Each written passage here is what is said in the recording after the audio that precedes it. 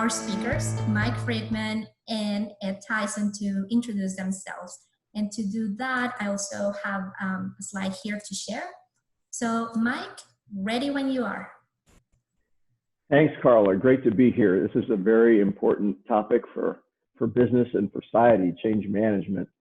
I had 29 years with Procter & Gamble in sales, marketing, product supply, innovation, 13 years as a partner at Calypso, and I'm starting up a new company now, Fire Technology Innovations. And I'd like to share just one brief story at my time with Procter & Gamble. Throughout all my change management work, I've usually approached that as a business leader who is responsible for changing behaviors to deliver a better business result. So I don't know if you remember, but during the dot-com era or the dot-com bust, Procter & Gamble missed their earnings twice. They fired the CEO and A.G. Lafley came on board, and I was part of a team that was assigned to improve Procter's innovation results. And the things that really came clear to me as I reflect back on that is it's much easier to drive change in a time of crisis. The role of leadership in setting the stage and setting the direction is really critical. When you do this, business results, the easier it is for getting a lot of people to follow. And that when you can tie it to a part of the organization that's responsible for the metrics, the evaluation of it, it's much easier to get those metrics in front of a broad range of people. Organization design is critically important because there's a saying that organizations are perfectly designed to get the results that they get. And if you don't change all the elements there, you'll go back to getting the results that you get. And in all of my work, it's not about changing it for 3 months, 6 months, a year. It's about creating a change that lasts for many, many years. And the work we did at Procter & Gamble to change innovation results lasted for 15 years. And then it evolved. And we were able to double the portfolio PV contribution of the portfolio. So it's very satisfying to spend 7 years doing that, see the results, because when you spend that long, there's nowhere to hide, and so you're accountable for it. So my little story, it has been a big influence on my thinking, and I'm happy to share more insights as we go forward.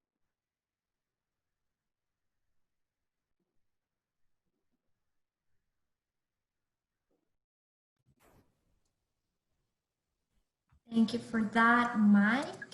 Ed, on to you. Wonderful. Well, it's good to meet everyone. I'm Ed Tyson, CEO of Persynergy Consulting. I'm also known as the architect of the Leadership SOPs, which is my branded framework and methodology for leadership.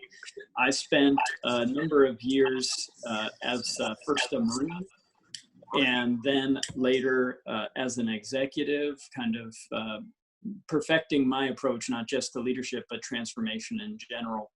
My small organization really is focused on 3 types of transformations: personal transformations in the way of executive coaching, and team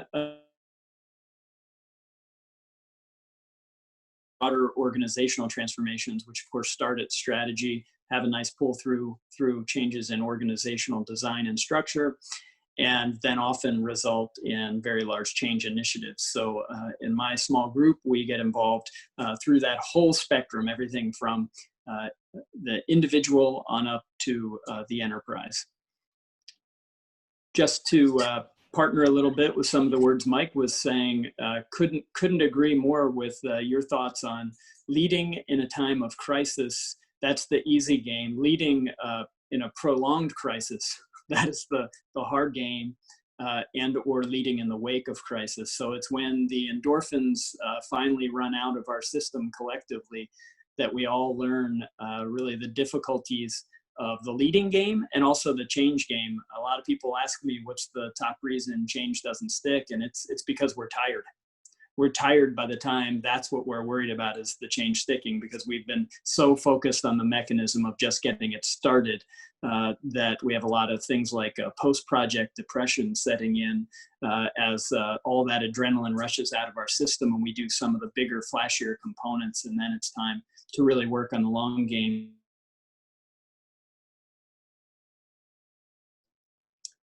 once again, thanks a lot for having me, and I'm looking forward to the dialogue tonight.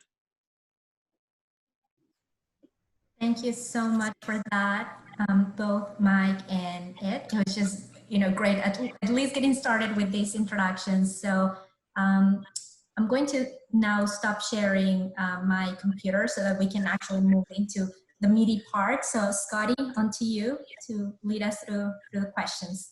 Absolutely. Thank you, Carla. And thank you, Mike and Ed, for those introductions. We're excited to hear more. So I wanted to just talk with each of you about how we're going to run the session. We're going to begin the session with 5 key questions, and those questions will be directed to the panelist. And we also will have 2 questions from our audience. So we want to make sure that we engage you and we have a very interactive discussion, and we want to hear from you. So please don't forget, make sure that you click on your response so that we can see what your responses are. We eagerly look forward to that. In addition to that, you're encouraged to type your questions in the chat box, and we will do our very best to get to the questions that are there during the time frame of the session. But should we not be able to complete answering all of them due to time constraints, we will follow up with an email that will have answers to those questions at a later time.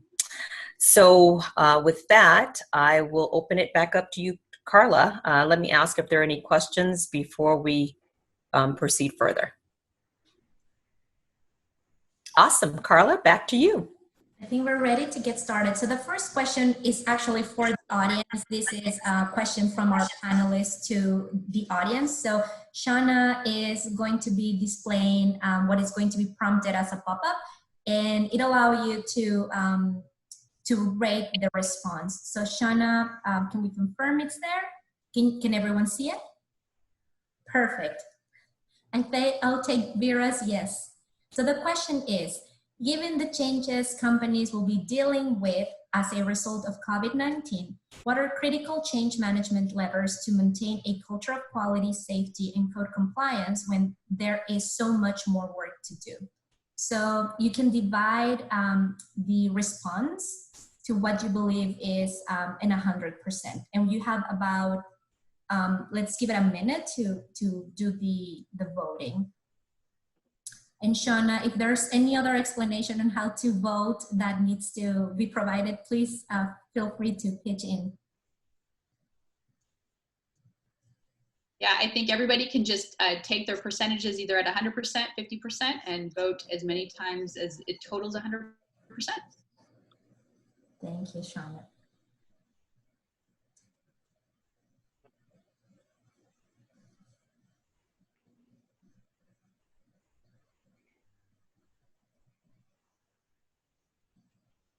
So we see that 7 out of 27 guests have submitted a vote. So let's wait until we have at least 50% representation.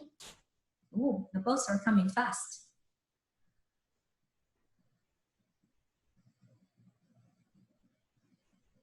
So 62%. And I just wanted to mention, this is at least on my screen, the options were only to select one. There was no ability to allocate percentages. Not sure if that's what everyone's encountering or. Yep, same for me. Okay, that's a good lesson learned.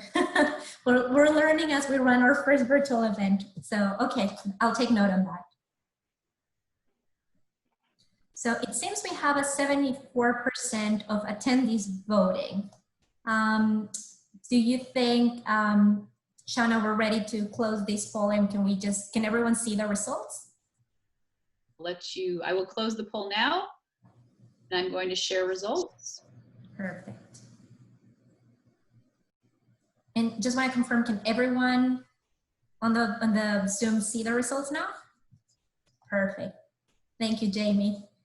All right, so Mike, here are the initial results.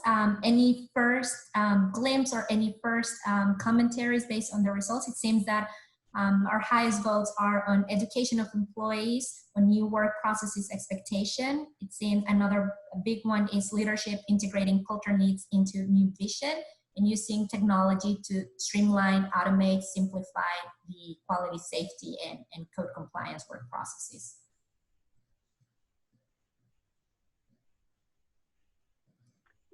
Interesting. We're learning from you guys, so thank you for pitching in. All right, Scotty, we got our answers, so back to you for the first question.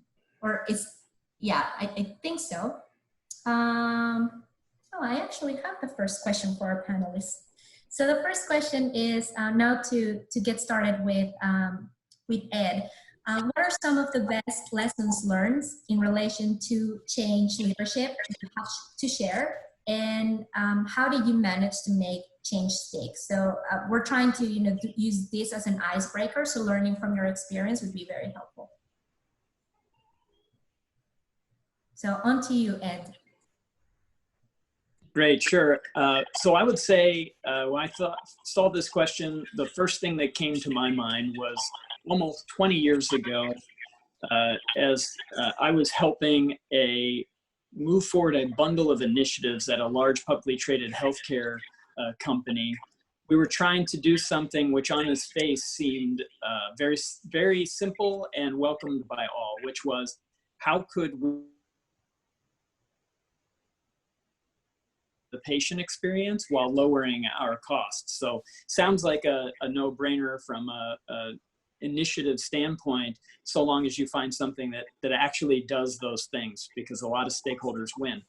However, in this case, the actual change itself really took away the individual decision-making power of more than 200 sites of service and effectively a few thousand nurses who were purchasing medical supplies, and in that purchasing their favorites versus everyone else's favorites at corporate. So what we were trying to do was aggregate our spend and drive down cost, but not by getting lower quality products, but actually being able to afford better quality product at a lower, which when you hear the nice results we got, you'll appreciate a little bit of a joke in there. But basically, I was unable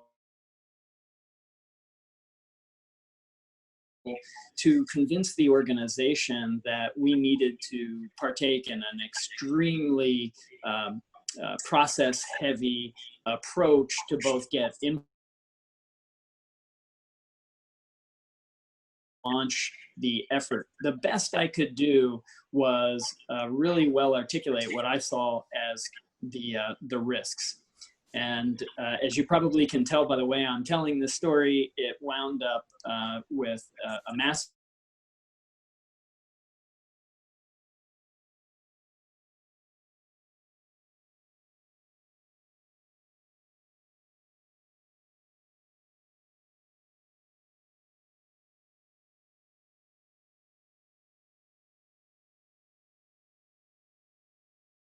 for $1.5 million of savings. And then everyone went crazy and got very, very upset at how we had chosen the products that we chose, how we had rolled out the messaging, etc. Just your standard change management nightmare. And the only thing, and the reason I tell this story, and I use it as an example often, is because it actually became one of the most powerful change stories we could have in the organization. It became effectively our Alamo. We as an internal team, we fought hard to get the organization to recognize the effort it needed to take to engage people, to actually create a formulary committee that would determine the products. We had all this stuff that they considered bureaucracy, but which ultimately ended up being a slam dunk win where we drove millions. In just the 5 years that I was a part of the team, we drove out something in the neighborhood of $25 million of cost out just in our early phase projects. But it took that one glorious failure in order for the organization to respect the impact of good change management principles, of good organizational process, of stakeholder engagement and communication, et cetera. It took that glorious failure to get to any of those future successes. Ed, that's a great story because it talks a lot about the culture and the willingness to identify failure and learn from it as opposed to hide from it.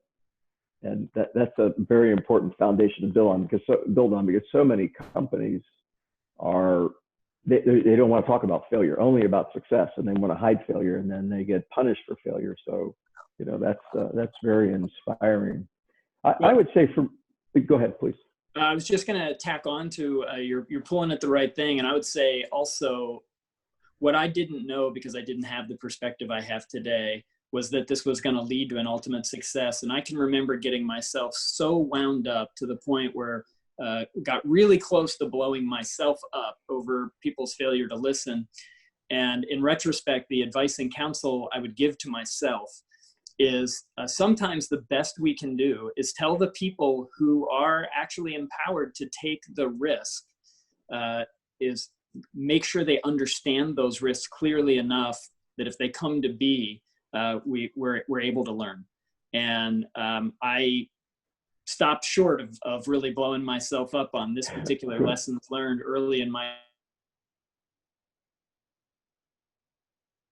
times when I feel like people aren't listening, to remember to just finally articulate the risks that we're incurring and make sure the people empowered to take those risks are the ones taking them.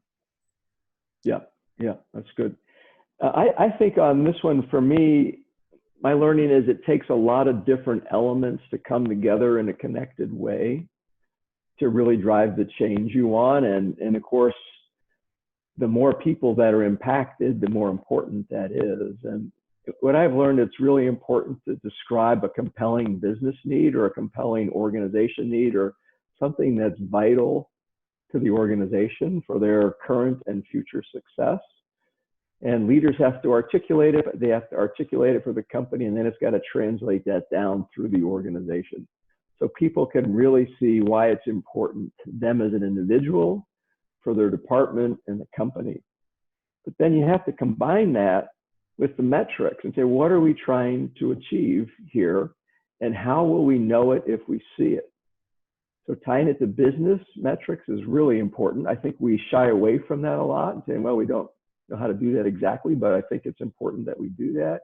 And then also tie it to progress metrics. So some of the things say, okay, we haven't got the end result, but are we on the path that we think will get us there? Then assigning accountability to sustain results. This is particularly important from what I've seen with major information technology transformations. There's a tendency for the people to go live, and that's the measure of success. We turn the system on. But did we ever really deliver why we invested millions? So how do you put in place the organization that's going to be accountable for keeping those changes active and working? So now if you think about the coronavirus in New York, they've got the deaths down, they've got the intubations down, they got it all down. But if they don't sustain people change effort, driving it beyond the first phase when we declare victory, I think is really important. And then as far as sustaining, we've got to look at the reward systems of people. If we have a result that no one's accountable for and it's not included in the rewards, whether it be intrinsic or extrinsic, things can really fall apart fast. And what I've seen, and this was at Procter, and I'm sharing Procter stories because it was so long ago, there's no confidentiality involved in it, but this applied to many other companies that I work with as well. They had a crisis. Innovation wasn't delivering the revenue and profit they needed. They put a team of talented people together. They solved the problem, they delivered the results, disbanded the team, and went on to the next crisis. And then they said, wait a second, 5 years later, we're failing again. What happened? So I looked at data over 20 years of that. And so we had this cry for our team of how do we break the cycle of relearning what we've learned and results going backwards all those elements together, and there's many more elements, but you need a holistic plan that connects the pieces together. Mike, I like that. I like that a lot. Particularly, what I liked about part of your response there was, I think you referred to them as progress metrics, and I often spend a lot of time trying to get my leaders, whether or not it's a change project or a process improvement project that has a change element, but getting them to understand the importance of process data, because if we're not hitting our outcomes, we need to know why. And you can't, doesn't help you to just know you're missing. You have to know how much did you miss by, and what was the process you engaged in. True in change initiatives. We've begun with our technology change initiatives, for instance, creating a whole bunch of really cool process metrics, like, you know,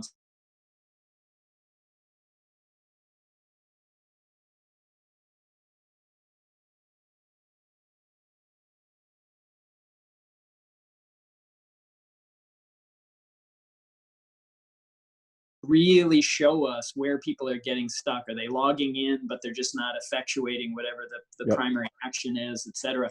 And in a non-digital environment, it's the same way. If you don't build that visibility into your process, you have no hope to help diagnose the problems you experience, you know, post the go live date. Yep, great point. Great point.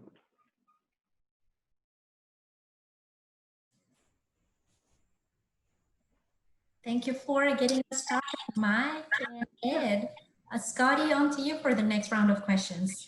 Absolutely. So the next question is, what can change practitioners do to better prepare for leading change? And I'd like for both you and Mike and Ed to comment on this, particularly in the new normal that we have right now, which is mostly remote and virtual team environment. So what can we do to better prepare our leaders for this newness that we're experiencing? Well, we start with you, Ed. Yes. Yeah, I'll jump in and get us started, and then Mike, I'll turn to you to hit the home run in. So when I look at this question, what I really said to myself is there's two components that it's drilling in on. One is change, and the other is leadership. Of change experts, you know, on the call today. And so while I certainly have some perspectives that are unique to that, I want to back up just a second and focus on the leading part and say, you know, if you can tease apart, what does it really mean to lead? What is the purpose of leading? I think it helps kind of expose how not just you personally can do it well, but also what's the best avenue to advising others and improving others' engagement in leading. So I tell this story a lot, and I call it kind of the origin story of leading, but it's kind of a little bit of a mental journey to take, and thinking about really the first time you conceived of the need for this thing called leadership. And I think it happened for you as it did for me the very first time I held in my mind an objective that I knew I could not achieve alone. I required other people, I required a community to engage. And I really brought it to life, and I led for the first time. As I took action based on that instinct that I needed other people to be able to be willing, because if they're not willing, then it's not leadership, it's something else. It's a dictatorship, right? And they also have to be capable. It's not enough to just inspire people in a particular direction. They actually have to be capable of the collaboration. So what to take from whom and how. And then lastly, it's not enough to be able to do it once. You really require a community of effort to be sustained over time. So there's these three elements for me of creating a willing, capable, and sustainable community of effort. That for me forms what is leading. It's really this process of social organization. And it's a process that we engage in to produce this willing, capable, and sustainable community of effort. And so if we kind of think of it like that, we can begin to position or to think about leading as what are my processes for doing that? What is my process or my system of processes that help to structure, operate, and perfect a community of effort? And for me, I look at those as really the three domains of leading. And they're my first time around my acronym, which is Leadership SOP. So my first time around that is what do we focus on? And it's structure, operate, and perfect. And the methodology or the means is by creating standard operating procedures to do that. And so the way I think that relates to change leadership is the idea that whether you're trying to coach someone else into own leadership, the path to improvement is to not try to do what we often do with leadership development, which is focus on skills and style first. That's the delivery. That's how good am I at actually doing interpersonal engagement. The problem is that if I don't understand the word and then continuously improve or structure, operate, perfect this community of effort, then I really miss what is my responsibility as a leader. And so we sit in front of a change effort and we're looking, and we are effectively building a community of effort to help drive that change. So change leadership for me is this micro version of this macro responsibility. And the leaders that are a part of your effort that you're supporting through the change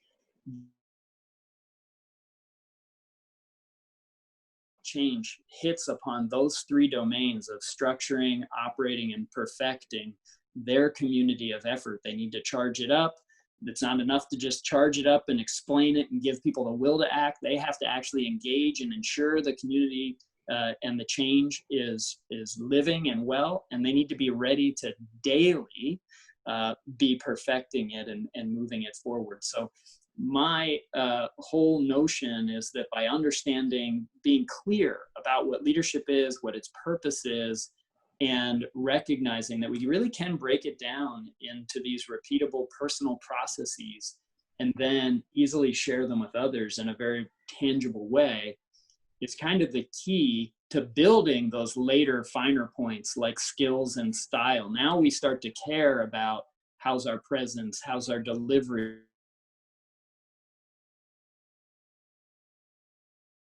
and we're saying, I need to tweak something. And so then we start to really respect all these finer tune adjustments. But going about it the other way and worrying about our delivery and our skills and styles first is like trying to take a guitar and hit the tuning keys, meanwhile the strings aren't attached to the other end. You can't do process improvement before you've really finished defining your process for leading and define the actual work. Thank you very much, Ed. Mike, your thoughts on that question, please. Yeah, that was really good. I'm going to build on it. What I like to do, so they really need to understand what the challenges are, what the requirements are, what the individual people that are going to be involved in the chain, what are their responsibilities, what are their goals, how do they view success, and what are the dynamics happening.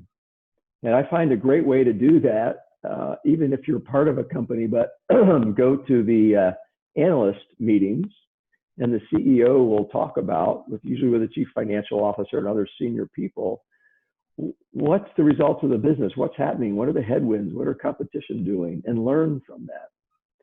And what you find then when you're talking back to the people you're working with, you'll have insights and be able to tell stories of how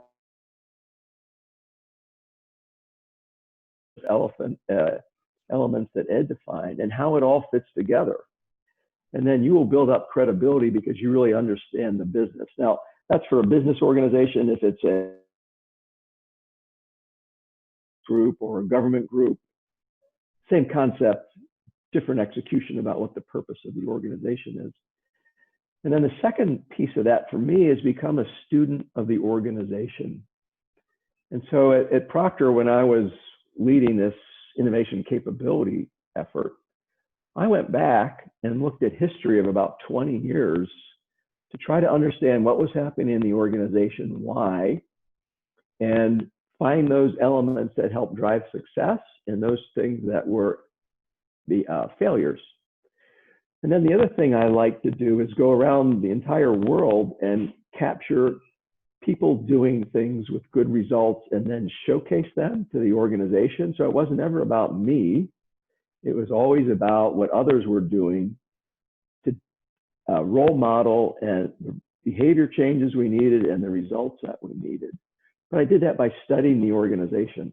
You know, what's the culture? How is it different in Europe versus Asia versus Latin America? How does that fit into our work? How does that tie back to the business situation? And how do we integrate that in the groups we're trying to pull together? How we encourage them to work with us? How do we recognize their contributions? And that way I was much more knowledgeable about what was happening in total. And I always encouraged either the business leaders or the change leaders to really dive deep and understand, because that's invaluable in helping guide and help others. Well, I love that, Mike. I'll once again just partner for a second on what I heard you saying, because it just aligns so closely with my personal beliefs. And one of the things, I was actually just on a radio show yesterday talking about hiring leaders and some of the pitfalls we make in that process. But one of the things I really drove home is that if you don't know what you're looking for, you're not going to find it. And you're going to find something, but it's not going to be what you need. And we really have in our system a framework that we use called SCOPE, which really drives home all of those elements that I heard you talking about. So SCOPE for us stands for strategy, culture, objectives, purpose, and ecosystem. And really it starts with kind of defining your ecosystem. What are all the stakeholders? What are their key interactions in the system? How do you deliver?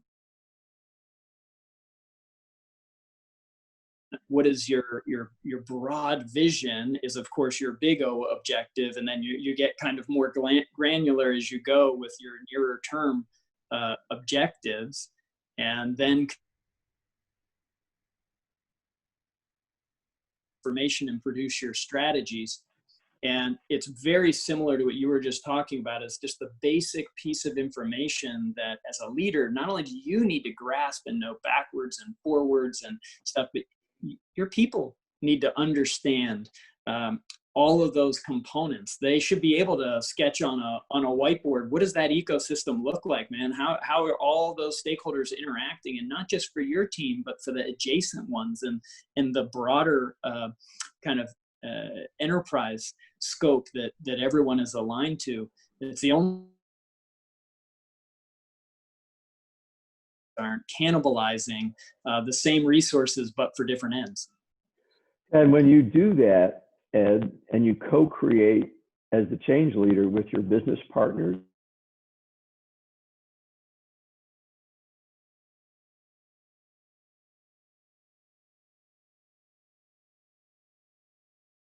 Yeah, that's exactly right. I mean, what we now have gotten into the habit of, whether it is an organizational design project we're doing or a technology transformation, so big time different projects, is we pull the leaders through a scoping session to say, what is the scope of the community of effort we're trying to build here? Yep. Thank you both. Carla, I'll turn it back over to you. Thank you for that, Scotty. So we've covered already 2 initial questions. I want to do a quick pause because we are getting some questions from the audience. So I'm going to pass it on to Shauna so she can read one of the questions. And if the person who has the question wants to further elaborate, please feel free to do so. So Shauna, pick your question and shoot. Okay, I'm just kind of going back through the chat. There was a couple of questions that came up. I think one of which was around that this change is different, and that leaders themselves are more then usually also the targets of the change. So they're right there with their employees, since this kind of hits everyone globally, making the situation especially difficult. So what can they do to help themselves, or what are some of your suggestions?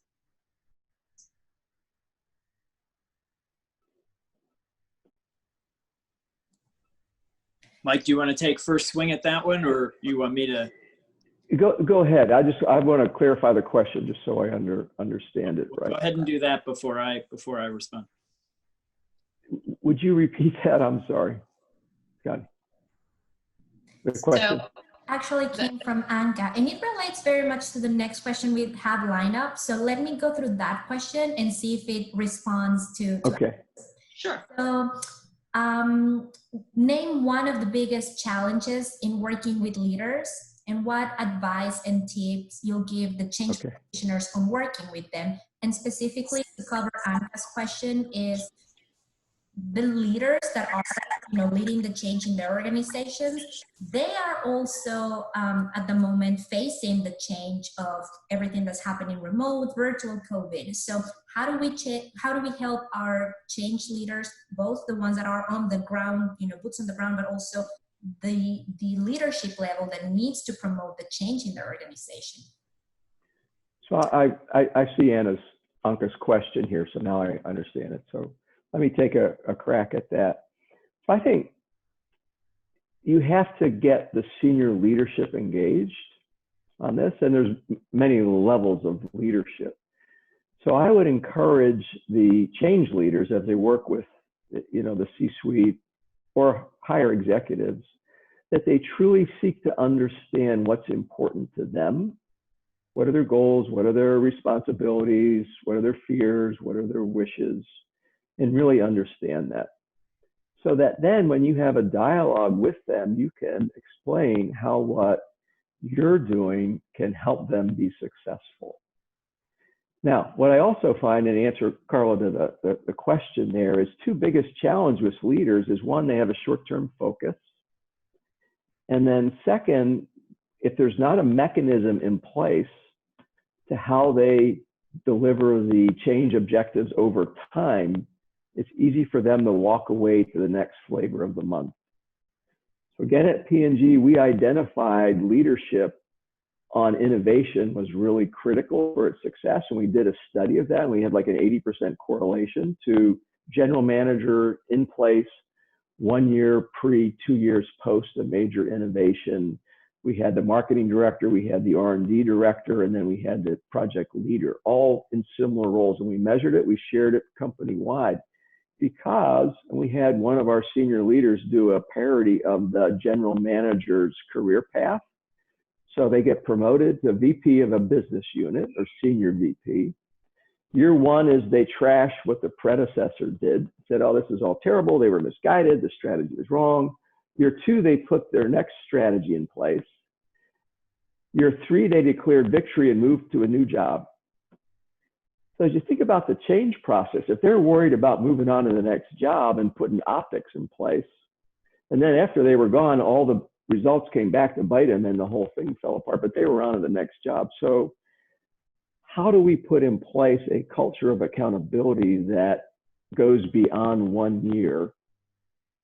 And we set the mechanisms in place so that we can monitor it. And then we also have to set the reward systems in place for the general manager or the leader so that they're accountable for what they did beyond when they leave that role. Now, that's easy to say, very hard to do, but if you recognize that, you need to talk to people to say, hey, if we're serious about this change and we really want to make it stick because it's important to the company, these are the kinds of things we need to think through how we deal with that.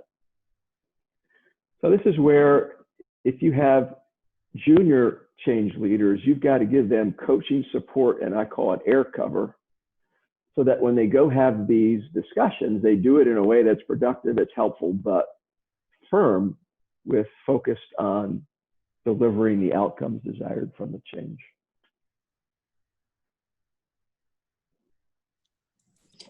Great answer, Mike. Let me take a swing as well, and I'll start with the first question, which I think I I think I heard as really what about the nature of this challenge that we're all in the midst of now, and it seems to be prolonged, particularly those of us in California, maybe more prolonged than other states with kind of the both the restrictions, but also just some of our organizations and how they're responding. And what I would say is that, you know, in this situation, we not only have the fact that everyone is impacted by this change in a variety of ways, not all of them bad. I plenty of my executives that I'm coaching, senior executives, are saying, wow, I don't know that I want to go back to the office again, man. I just, you know, it feels like such a waste of time to spend all the time in the car. You know, I can't believe it. And I'm knowing that my life before this too was, you know, 100 miles sometimes in a day, getting up to LA and back, or down to San Diego and back, one or the other.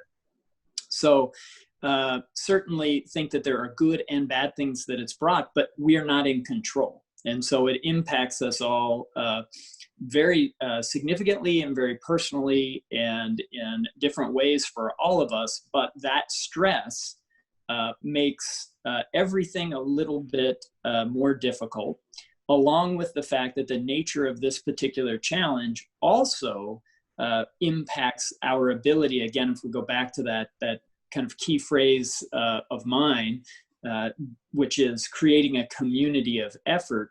And the community itself is challenged in this time, boy, for a whole lot of reasons right now in particular. But so as leaders, we need to take a look at our leadership SOPs, right? Our repeatable processes for leading.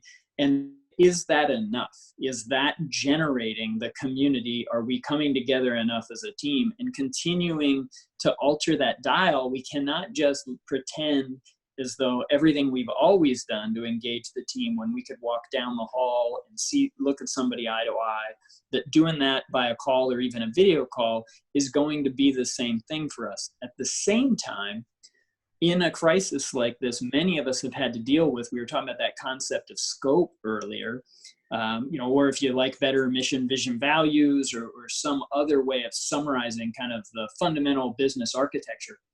It's shifting. Time, what is actually important in our organizations? What initiatives and efforts can be pushed off to the side, either because we're trying to save money or we're trying to save focus. And while we do that readily in the early days of a crisis, that resentment begins to build and creep up on us as the crisis is prolonged. And I believe that's where we find ourselves now, is this pandemic has lasted now multiple months. We're through that kind of phase where we get the adrenaline and we're all engaged. And now it takes real leadership to keep people's attention, to keep reminding them what work is the valuable work. How does that relate to other departments? Have we put something aside that was okay to put aside in month 1? But as we enter month 3, we need to pick it up and we need to start running fast.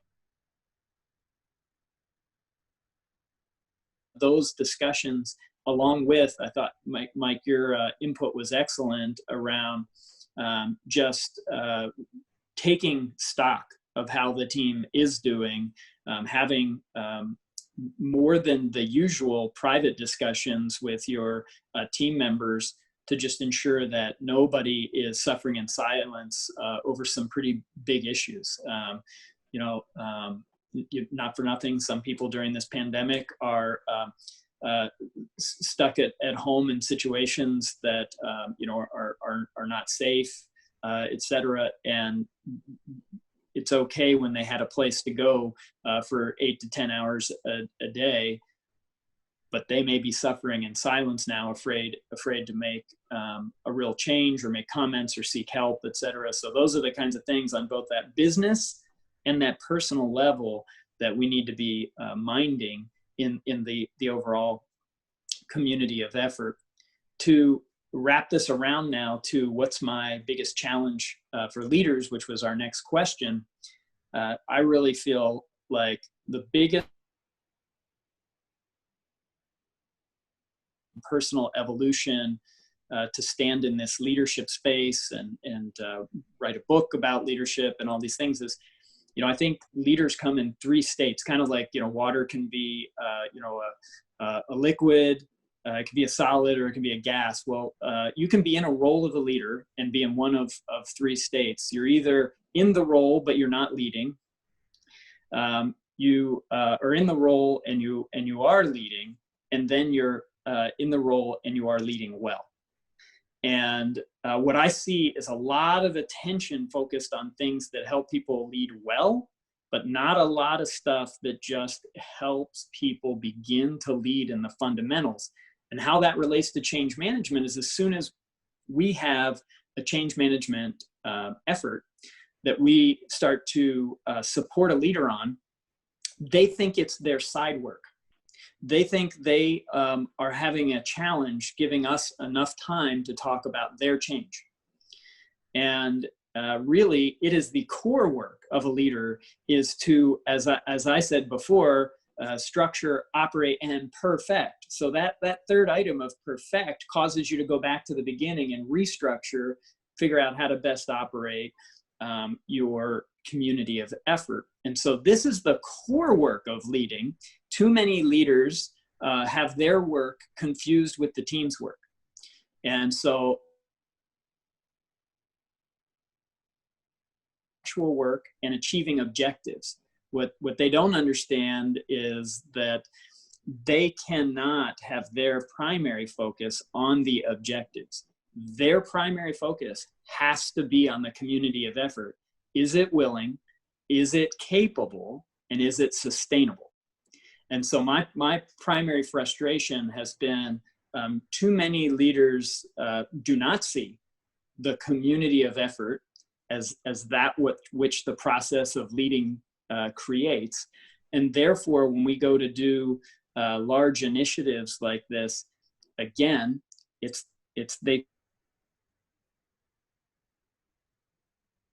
is their core work, and trying to get them to move into that space can be very difficult, particularly if you're coming from the inside. I would say inside change agents have this the most difficult road to hoe here, because it is sometimes an uphill battle where you don't have a significant amount of influence or status in the organization. So you really have to rely on building strong relationships with the leaders and slowly awaken them to the awesome responsibility that they have as leaders. Thank you very much, Mike and Ed. We were listening intently. We just